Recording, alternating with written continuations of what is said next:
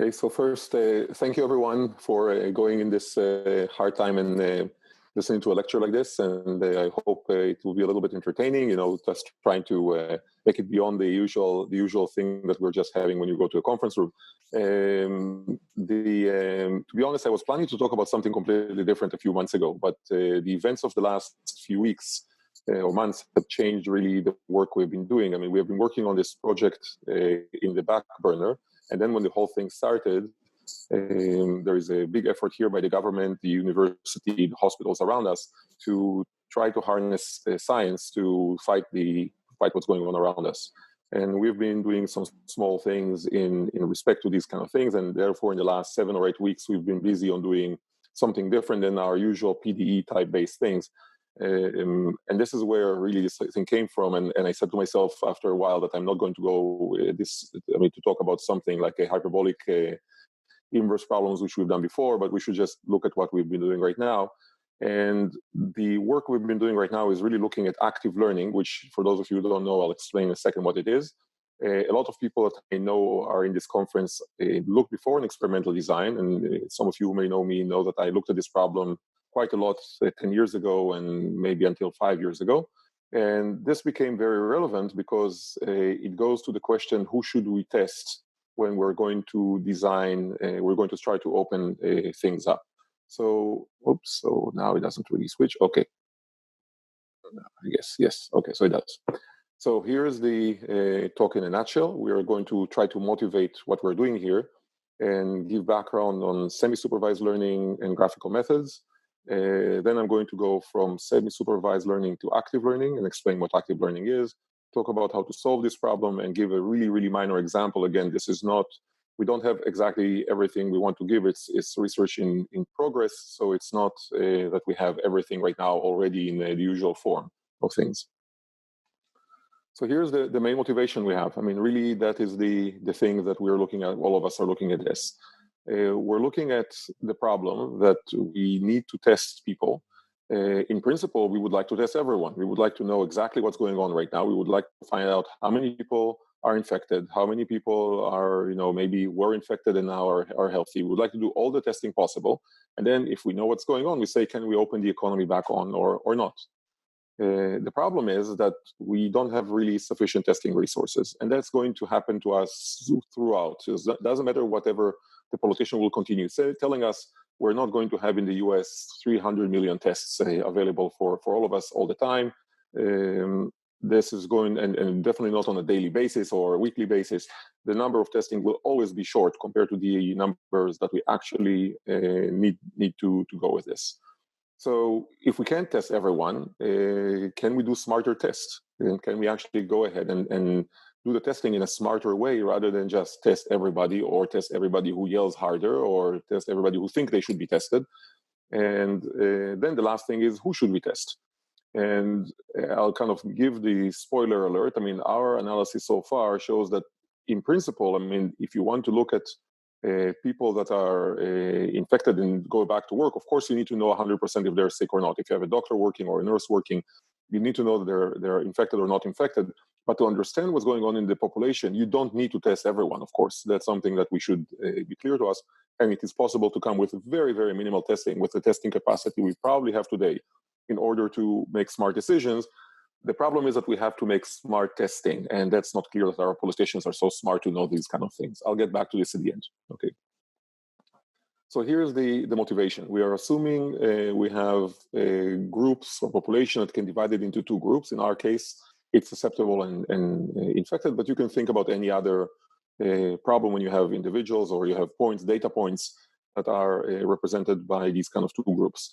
So you can think about each data point as, in our case, an individual, and that have, you can think about it as a vector. Each vector can have a bunch of things. For example, it can be the age, can be the mobility, can be whatever you want to attribute to every point here. In this case, I have points in 2 dimensions, but clearly this is something that can be generalized to almost any vector or any kind of thing you can generalize. And again, you can think that some of them are red, some of them are black, some of them are infectable, some of them are susceptible. And that's really what you have. Now, the problem is that I don't have this thing. I don't know this thing. What I know is this, unfortunately. I don't know. I know that there is data. I know where the data is, so I have census data, so I know who my population is, but I don't really know which of them is infected and who of them is uninfected. So in some way, this is a labeling problem. I need to label these points. I need to label these white points, and to get to these labeling that tells me who are infected and who are susceptible to these things. So that's what we are having here. And this is the state of what we kind of have right now, but not exactly, because we test some of them. So what do we do? I mean, the goal is to sample a few. So in principle, I can sample only a few of them. I can't sample all of them. And assuming I can sample only a few of them, the real question is, can I go from sampling a few of them to inferring what the rest of them are? So if I sample these two, can I go ahead and say, okay, these ones are red and these ones are black? Of course, as you see, I mark them in a different way, such that at the end of the day, what I have is I have these ones that I know, well, hopefully for sure, that also will get there as well, because tests, of course, have errors as well. And these ones I will infer and say, I believe that they're sick. And these ones I'll say, okay, these ones are not infected, and we can go on. So that's really the motivation of what we're doing here. And again, people that have seen semi-supervised learning have seen this kind of problem before. And I'll go over the background of this. So again, I'm not sure what everybody's background here, and I'll just go over these things as we go along with this. Oops, I think we jumped too high. Okay, so now let's do math a little bit, or present a problem mathematical way. So I have a data set, X, which is a vector. So each individual here represents by a vector. And I have n of those. So n is the size of the population that I have. And again, X depends on what you want to, what attributes you have to each of the population, depends on what things go into your model. I mean, for example, you can decide that you want to have each, here could be the age, could be the preconditioned diseases, the interactions that they have, whatever you want to put in these X's is fine. I mean, it doesn't really matter right now. And the labels Y are going to be, in this case, either susceptible or infected. That's what we can have in this particular case. We can move to different things, and you will see in a second what we can do to this. Now, we know all the X's, but we don't know the Y's, or we know only a few of the Y's, or we know noisy versions of the Y's because we didn't measure, not all the tests are accurate. So the goal for us is really to do two things. The first thing is to compute an estimate of this Y, which we're going to call Y hat, okay? And of course, if you say, let's do this, well, one of the things to do is just let's sample the whole thing. But the idea is also that the sampling is, of course, expensive. So we have a finite budget, and I cannot sample everyone. Even though I would really like to sample everyone, I cannot really do it. The sampling is, the budget is finite, so I really have to decide what I'm going to do.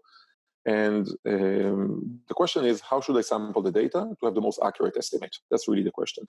So the difference between what we're doing here, again, in semi-supervised learning, I'm assuming that the sample data is given, and now I'm going to recover the Y hat, and I'll go over this later on in the talk. But what we have right now is we ask another question on top of this, and we say, no, I mean, I can decide which one I'm going to sample, and based on that, I'm going to continue on in the work I'm doing. So that's the mathematical formulation that we're trying to put forward here. Okay.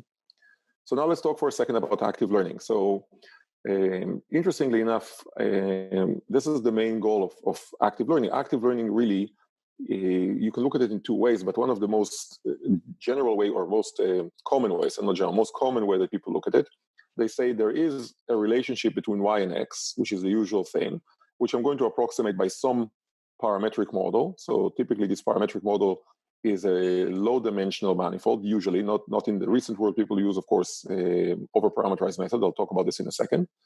But so you have this kind of model. And now the question would be, how should you choose a subset of these X's to have the most accurate model? That's what happens. So typically, again, what happens is you'll choose a subset I here. Oops, sorry, up. You choose a subset I.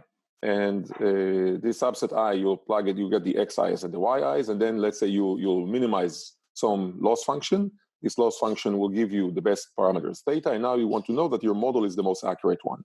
And that's the common way people look at it. They train a model, and they look at the trying to train the model with this particular setting. And this is if you look at semi-supervised on the active learning literature, you'll find out that probably 90% of the active learning literature is based on these kind of things. Recently, people have shown that when you're looking at over-parameterized models, so especially when we're looking at things like deep neural networks, or what people call sometimes non-parametric, but of course on the computer there is no such thing as non-parametric. You just think about problems that have a lot of parameters in them. Then you get something that does not really work with these techniques, because these techniques are really relates to how can you find models that agree with each other, or how do you find out the error intervals on these kind of models. That's one thing. The second thing is that we know that models like a deep neural network require a lot of data. So if this I is a small subset, and I'm trying to train my neural network with a very small number of data, chances are that the neural network will not generalize very well. What I need is a much larger data set in order to achieve these things. So for those of you, by the way, who want to look at background for these kind of things, there was a workshop in ICML last summer, which is all recorded on YouTube, where you can see all the talks that we're giving about this. I think it's a really nice introduction to the field. Noah, who gave a really nice talk over there, also explains the differences between parametric and non-parametric or over-parameterized models and why they don't really work. So only recent work have been looking at these kind of over-parameterized models and showing that there is actually an issue. So again, this is the general strategies that people are taking. They say, I'm going to try to train a model, and I'm going to sample the model and looking at how well my model is doing. We came to this from a different perspective. So this perspective we came with is that let's not do that. If we want to have a model that works really well, we understand that neural networks needs to have a very large number of data. So rather than trying to work with a very small number of data, what we're going to do is we're going to try to generate as much data as possible. And that will be happening by labeling all the data. So if I'm going back for a second, just to kind of schematically put what I have here, if you're doing the previous approach, you'll say, I sample this, maybe optimally, and now I'm going to try to train a model based on these 2 points. What we say is don't do that. Sample whatever points you think are the most important points, go here, compute the rest of the points, and using the rest of the points, train your model, and you have to now do something about assuming that the model its data is not accurate anymore, and there is uncertainty in the data. We'll talk about that when we get there. But that's the approach that we're having, which is, again, different than the standard approach that people use when they do active learning, when they're just trying to train the model better necessarily. So that's what we're going to divide it into 2 steps. Now, there are a bunch of advantages to these things. So first thing, we have two tractable separate problems, like in breaking problems to 2 separate ones. As we'll see, you can do this thing relatively straightforward. I mean, we're using very naive techniques right now to do this. There'll be more complicated one, but the techniques we're using this allows us to estimate errors and do a lot of other things when we're doing these kind of things. So that's one thing. The second thing is that, as we know, as I said before, over-parameterized methods require quite a lot of data. And if we just give a few data, there's a chance it don't generalize well.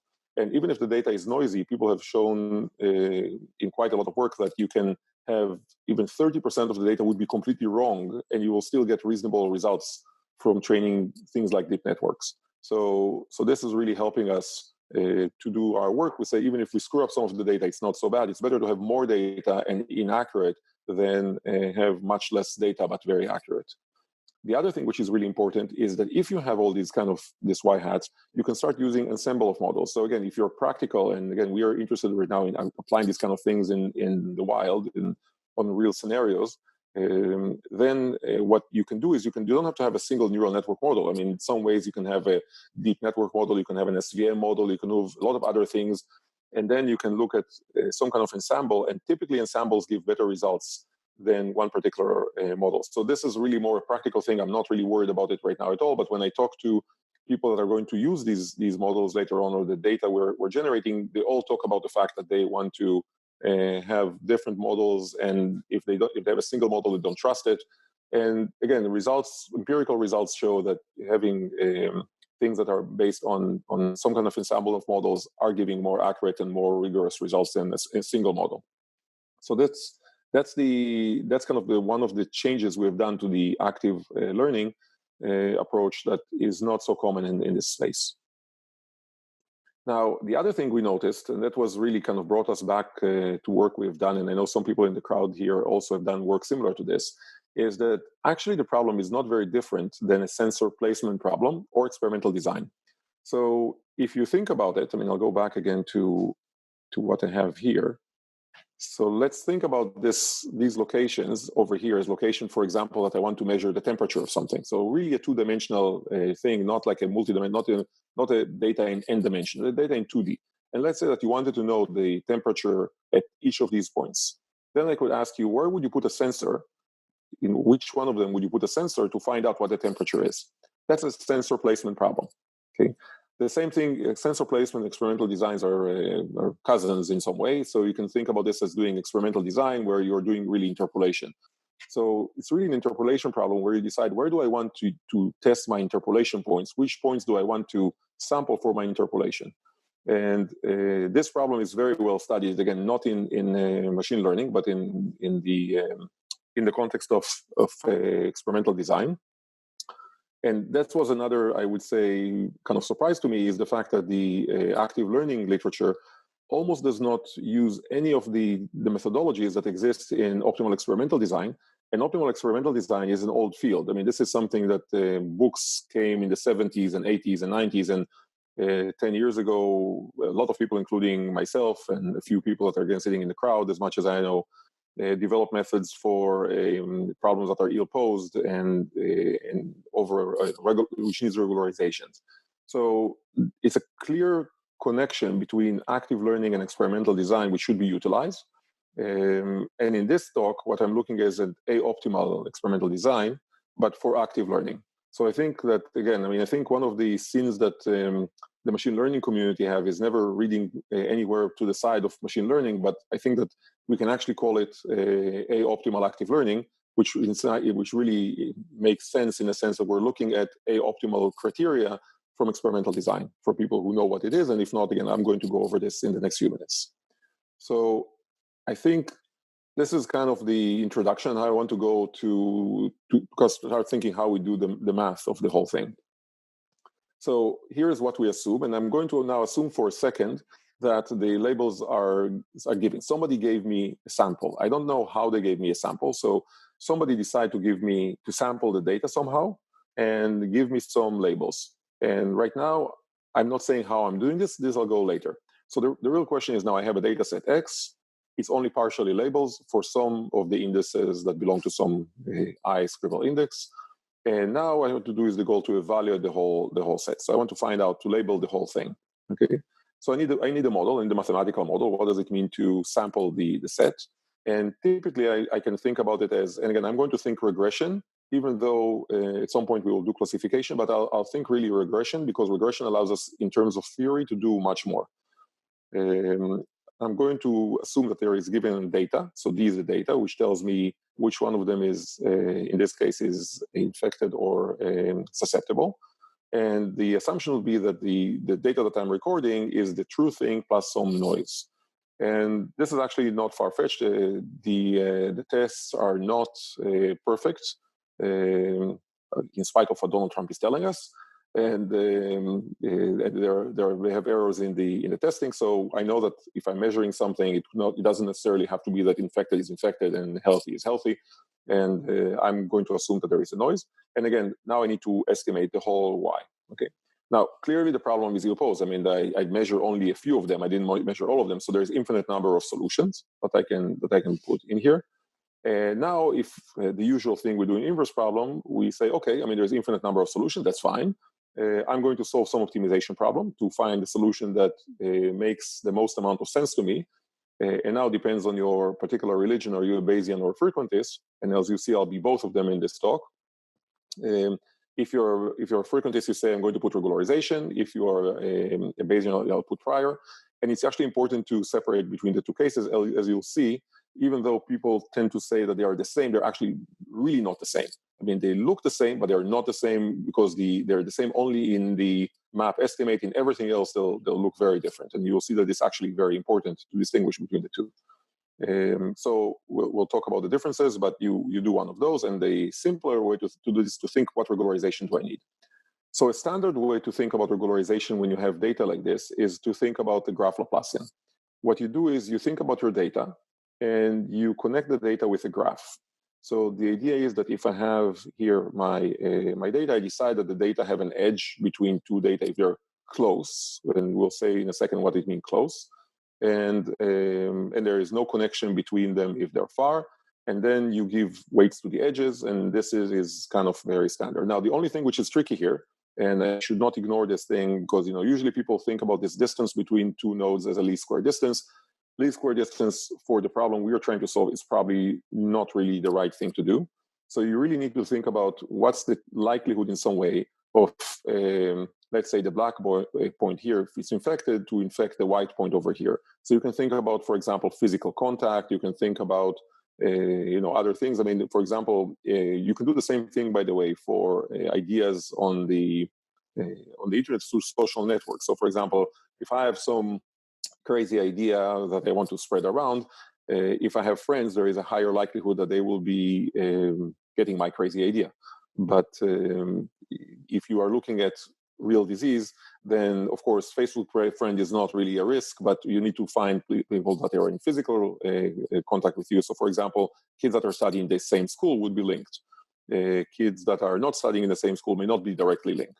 And these are the type of things you have to think about. So there's a lot of thoughts that go into this process of how to design this distance function. I'm not going to go into this right now, but this is to be honest, in my personal opinion, that's the biggest problem with these kind of methods, and that's why they're far from being perfect.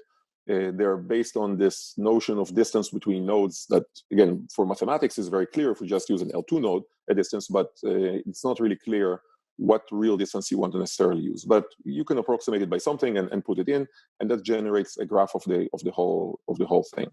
So given you have a graph of the whole thing, now you can go and you say, okay, I'm going to assume that the labels are what we call smooth on that graph. So what does it mean? It means if I go back up, it means that if this label is black here, well, there is maybe a likelihood that this thing is also black, but now of course it connects to the red. The way I plotted it, it's like, so who knows? This is connecting one link to this and one link to this. Who knows? But this one, for example, is connected only to the black one, so there is a higher likelihood it will be black as well. And so on. You can just start to think about that things that are connected to one color will probably be the same color. That means basically smooth on that graph. So if things are smooth on the graph, you can easily convince yourself that if I look at the label and label it with, let's say, +1 and -1, Y transpose Ly is small. And again, this is nothing that I invented. This is well documented in the literature. And what I'm going to do here is going to do something which is a little bit different than what you see in the literature. What I'm going to do is I'm going to add one more thing. I'm going to add the weighted least squares with the weight matrix capital W, which is a diag of small w, this vector here. And that vector will become important later. Now you can think about it this way. If I give you the data, J, then, if I'm not giving it to you, then I just set it to be 0. So what happened is that I minimize over only the data that I give over here. So that basically means fit the data as much as you can, plus the term of smoothness here. And again, I can determine what the weights are if you want to do later by something like cross-validation or generalized cross-validation. This is a linear system, so it's possible to do this. And of course, that gives you an estimate, which is really simple. And that's why, by the way, the reason we're doing least squares here, it gives us this really, really, really simple estimate that we can plug.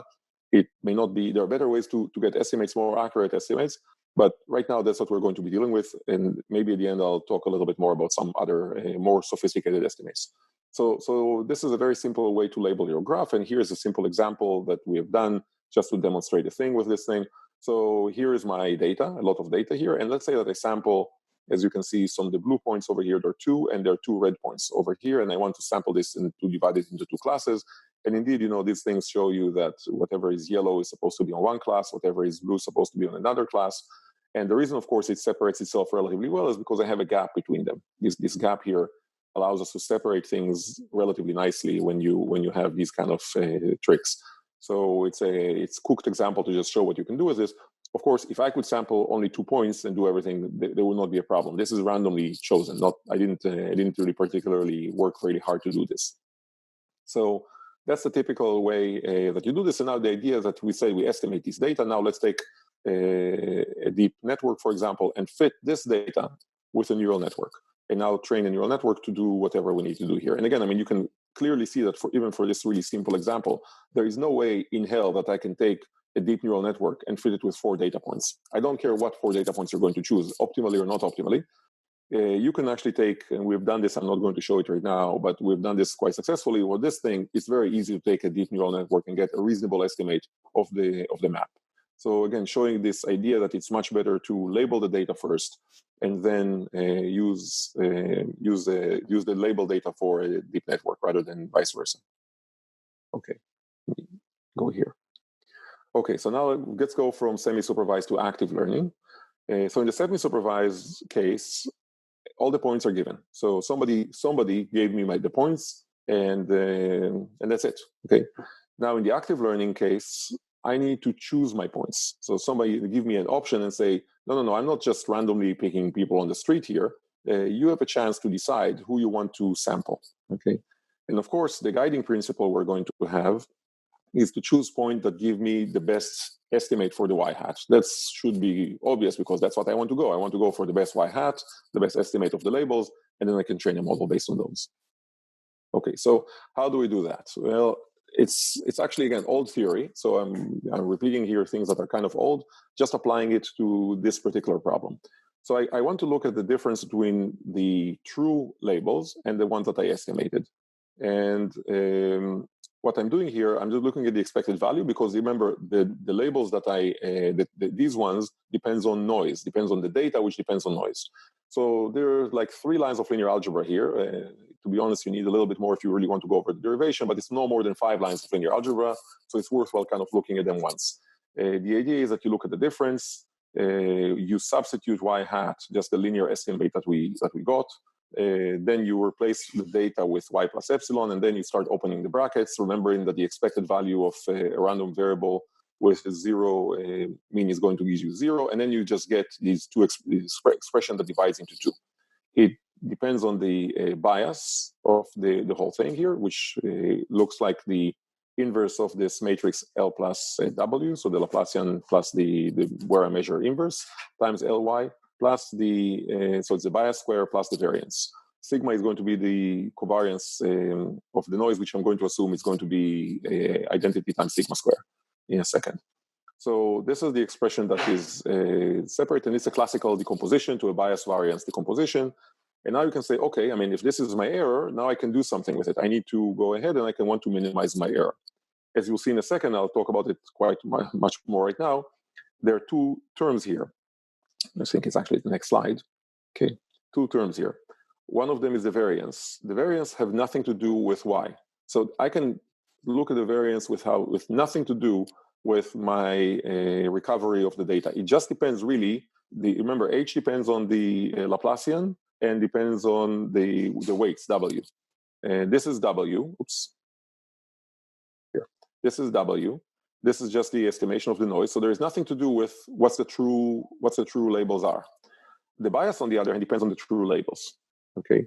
So of course that this whole thing depends on the answer, which I don't know. And that's really a problem. So I cannot really say, let's try to minimize the error in the recovery because the error in the recovery depends on the true solution, which I, of course, don't know. Otherwise, what's the point? And this is where now I need to start making assumptions. Without assumptions, I cannot go from here anywhere. So I'm going to look at 2 sets of assumptions. And now the assumptions depend on what religion you believe in. Okay.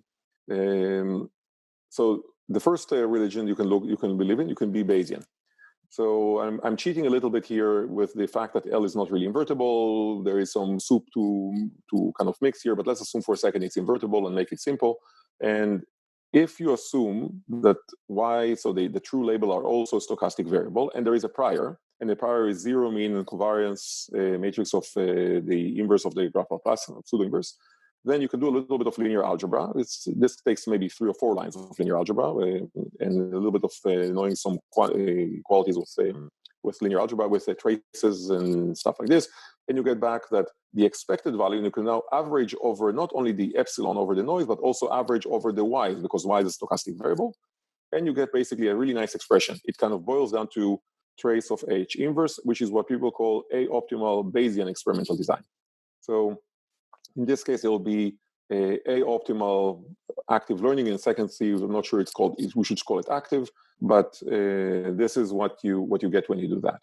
Okay, so the result here, of course, does not depend on Y because I did an expectation over Y. And this is what I get back, which is a really nice expression. Okay, so this is the error that I have in the recovery of these things. So I have, again, two types of errors. I can start with the original error that I have over here, and I wrote all the W's inside so you can see them. Or I can have the Bayesian one. Now, let's go back to these are the errors that I have, and in a second I'll say something about this one. Remember, before that, W encodes this weighting, the labeling process. Which one do I label? The W's that are 0 are going to give me don't label them, and W that are different than 0, it says label them. So until now, I assumed that it was fixed. Somebody told me what it was. But now I say, no, I mean, I'm free to choose W. So why don't we choose W such that the recovery is optimal? So if I want to get the best recovery for Y, let's choose W such that the recovery is optimal. Now, this is a complicated expression, so let's just this one. It's actually quite obvious that the optimal solution is going to be W goes to infinity. Well, and that's kind of obvious because if you label all the data, you get the most accurate recovery of the data. That's not really hard to imagine here. So that's really not helping us. But what you can do is you can say, let's not really allow us to get all the data. Let's use penalty on the data. And that leads to an optimization problem, which is actually nice to solve. So the Bayesian design, you say, let's minimize over positive W's. Whatever I got from here, so this was H of W before, but now, again, this wants to take all the W's to make them as large as possible. I'm going to add a penalty, which is going to be basically a sparsity penalty. Remember, W is positive, so this is like the one norm of W. And this gives me a sparsity constraint to the whole thing and allow me to get not all the W's, but to pay as I go along. So here's the advantages. I mean, so by the way, this is an example from running this. I have 4 clusters. I don't even need to know what their labels, because again, this has nothing to do with the labels. There's no labels. If this is my data structures, it tells me sample the yellow points here and not the blue points, which if you think make kind of sense because you want to label where things are changing. So things are changing between the clusters, and this is where it suggests that you sample. The sampling depends only on the graph Laplacian, does not depend really on anything else. It can be done prior to any labeling. So I don't need to have any labeling just to know who should I sample here, okay? And I can decide when sampling is not going to reduce the error significantly. I'll show you this in a second. But the point is that, again, you do this, you don't need any label. You just make your assumption that on the distribution of basically the sick and infected people, and you go from there. By the way, if you start sampling more and more, so if you try to look at the sparsity of this particular problem, this is a typical thing that happened. What you see is that you reduce the error in the beginning, and then the error kind of flattens out. The more you sample doesn't necessarily now reduce the error. The error really is bounded eventually by the fact that you have noisy data that you can't really go ahead and reduce the error unless you start averaging over each experiment. So if you start doing sampling more than once, every one you can reduce the error. But the point is that as long as there is noisy data, at some point the error stops, and there is no point in collecting more data. So you can actually say to yourself, if I reduce the error to a certain point, and at some point I would like to stop because I'm adding more data points, I'm adding more sampling or doing more tests, I'm not really reducing my error in a significant way. Okay. So that's the typical Bayesian design. Now, there is a big problem with the Bayesian design. Okay, and one of the biggest problems that you do here, it does not depend on the estimate y hat. Okay, so this is it's a Zoom talk, so it's hard to know to read the crowd here. But I would say I sometimes call it the Republican way to do things, because we all know that everybody is healthy and everything is under control, and therefore we should not be testing more. So you have a prior, and your prior says everybody is okay, and now we should not be testing more. We don't really look at the facts. So if we recover y hat, and the y hat really doesn't look at all like our assumption, because our assumption, remember that y come from a certain probability distribution, then what? Should we stay with the same sampling, or should do something else? The Bayesian really doesn't care about the facts that I recover on the way. What it does is you make an assumption, make a prior assumption on the prior. It doesn't matter what happened to y hat. You recover it, you don't really care. What happened is that you just go ahead and you continue with the sampling strategy you had before you recover y hat. And that ignores the facts, which is, we've seen, not a great idea to do in this term of things. So the active learning, when we talk about trying to go ahead and maybe learn as we go along and change the sampling as we go along, we have something. So I see Adam raise his hand. Do I do this or you guys do it?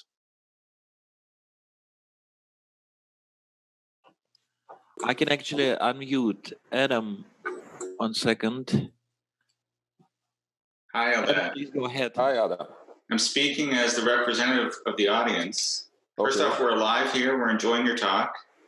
Although I can only see the blackboard, not your face. So it's kind of like a Darth Vader effect you're doing there, which is fine. Oh, there we go. Lighting. Okay. Oh, that's fine. Can you just recap a little bit which was the Hessian, which was the weight matrix, the graph Laplacin?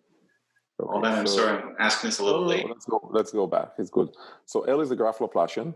Yeah. And actually, no, I should go back, not forward. But let me show the whole thing. Here.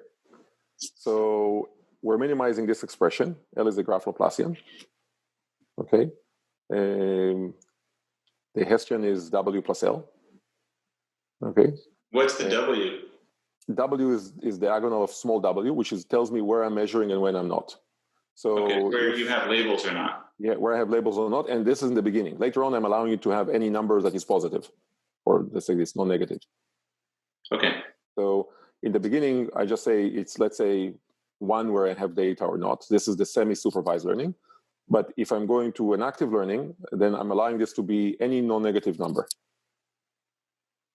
So that's what I'm minimizing. I'm saying, and that's the probability that you want to measure that data, that it's going to be useful. It's not the probability. It's just it tells me. Well, I mean, you can think about it. It's not really probability, but if this is very weight. Yeah, it's the weight that I give to a particular data. So you say if this is very large, then you probably want to measure that data. If this is very small, it means that you have a minor effect of the data. Because think about it, you're basically summing over these things, right? So if it's 0, it says I don't care. It's not going to contribute to the estimate. If it's very large, it's going to contribute a lot to the estimate. So again, I don't want to use probability as a little bit strong word here. So sure. All I'm saying is that let's just say it tells you which data is important to measure and which data is less important to measure. Okay? Okay, thanks. Thank you. And again, all these tricks is just saying, you just bound the error with, by the way, this is fixed in the beginning.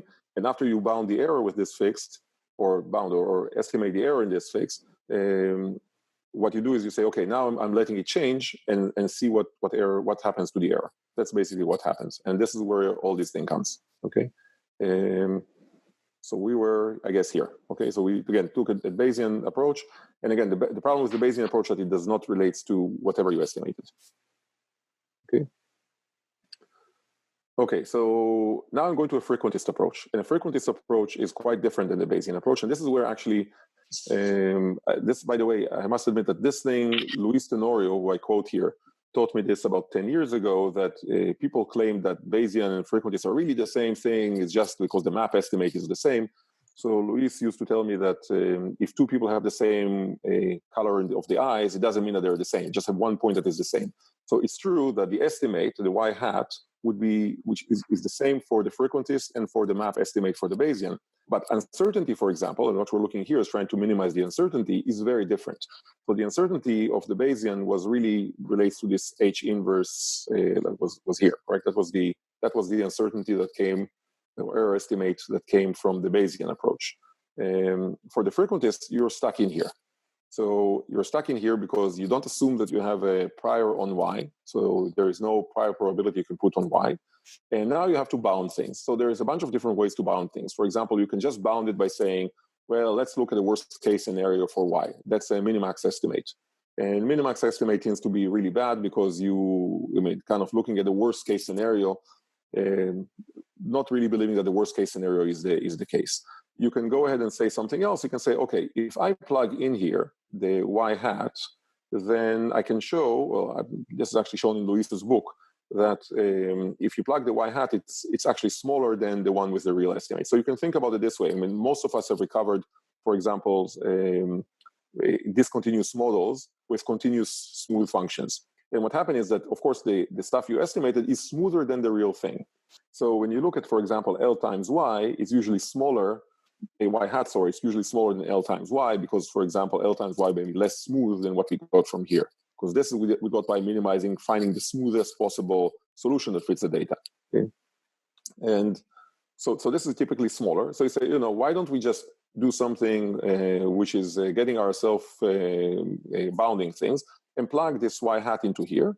And now we have a function that depends only on Y hat, only on our estimate. So the idea is this. We start by estimating Y hat. So we say, do whatever you want in the beginning. You have a random set of patients you already sampled, or you have you've done something maybe with the Bayesian approach. Doesn't matter how you started it. You started it somehow.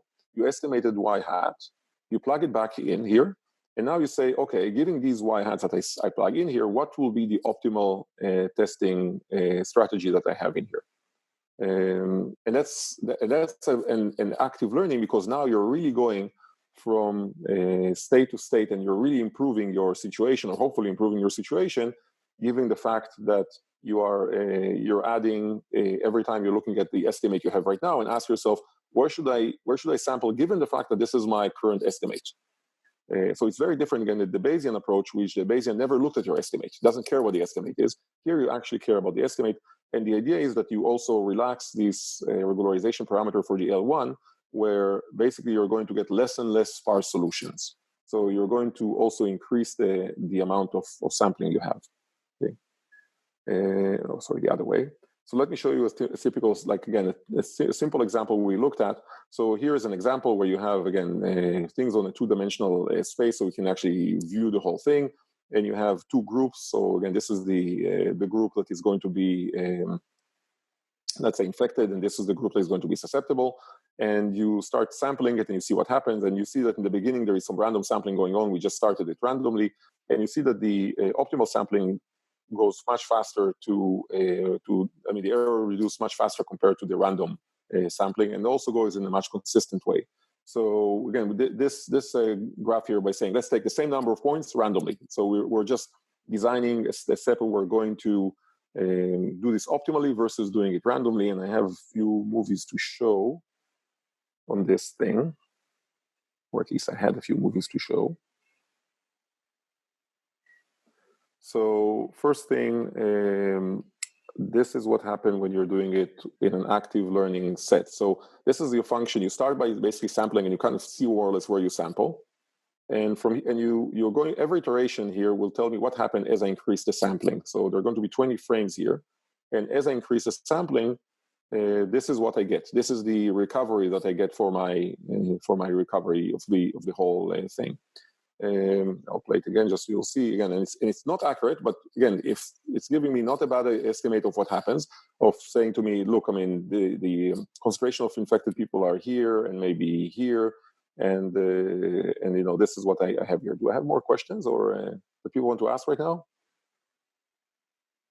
I'm not sure I see it. Okay, so on the other hand, let's do the random one. The random one is very erratic, as you'll see, and also starting with the same number of random things, and things are random. And again, in some cases, in the end, it could be better, it could be worse, but this is what happens when you do random things.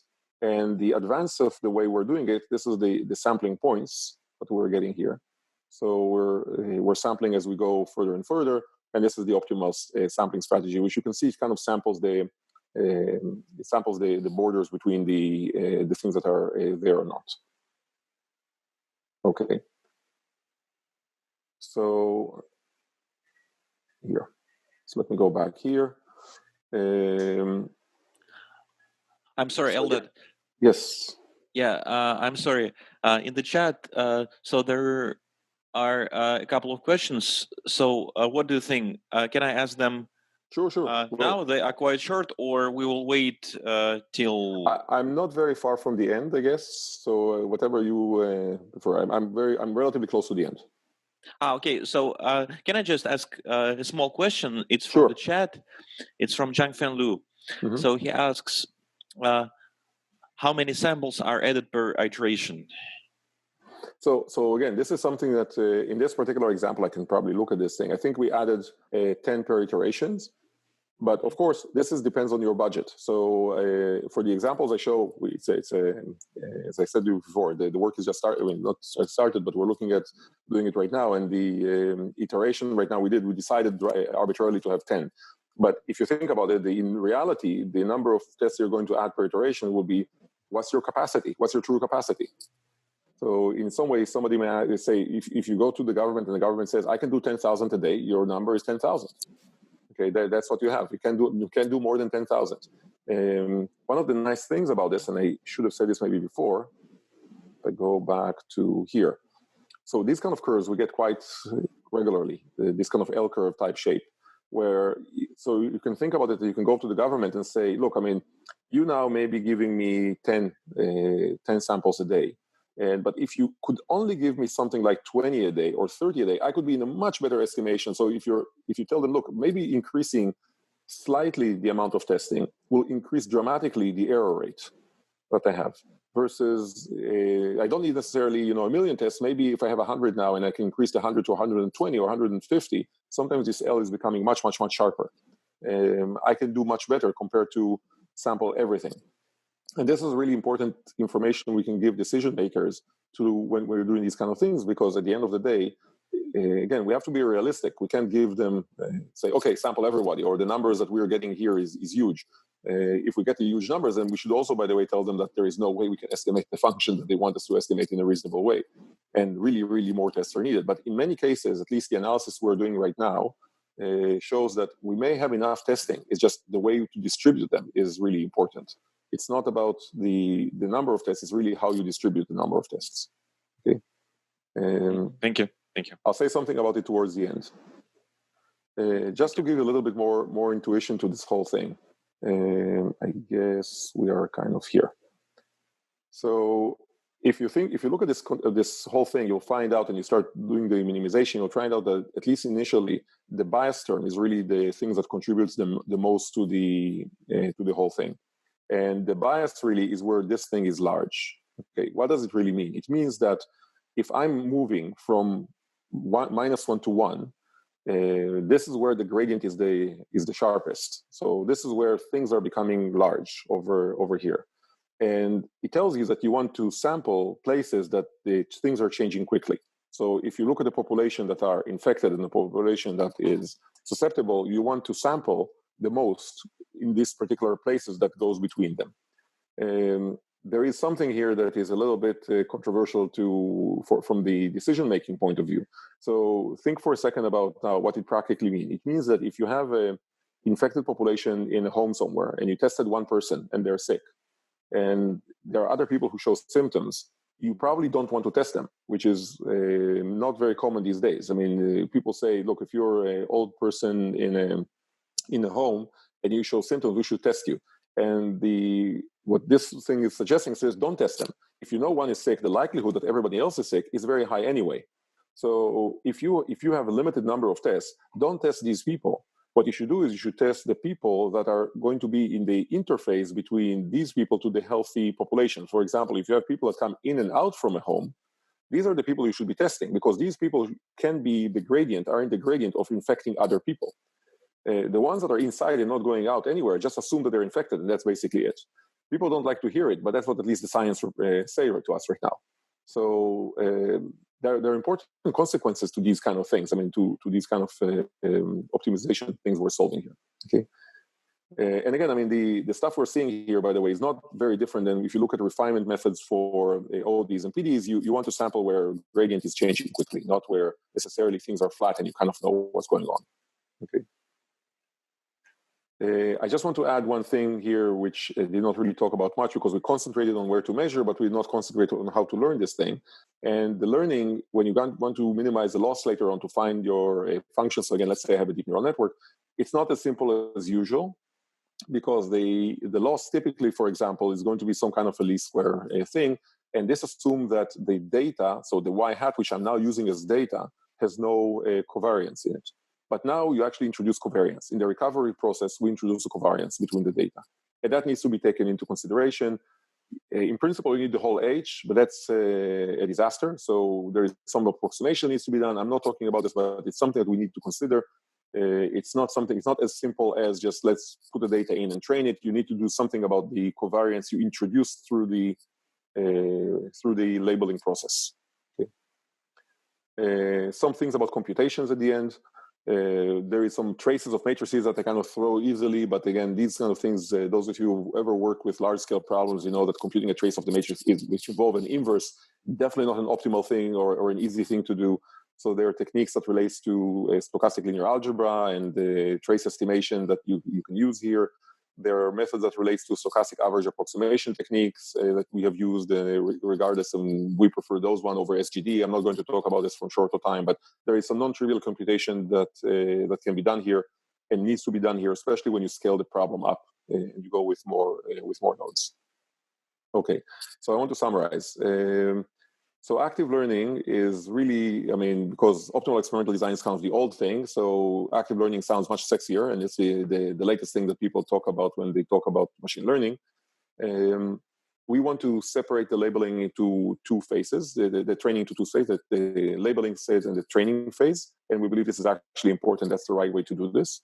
We introduce here an optimal design approach, which is based on optimal experimental design. It's really the same problem, and we should really think about it in the same way.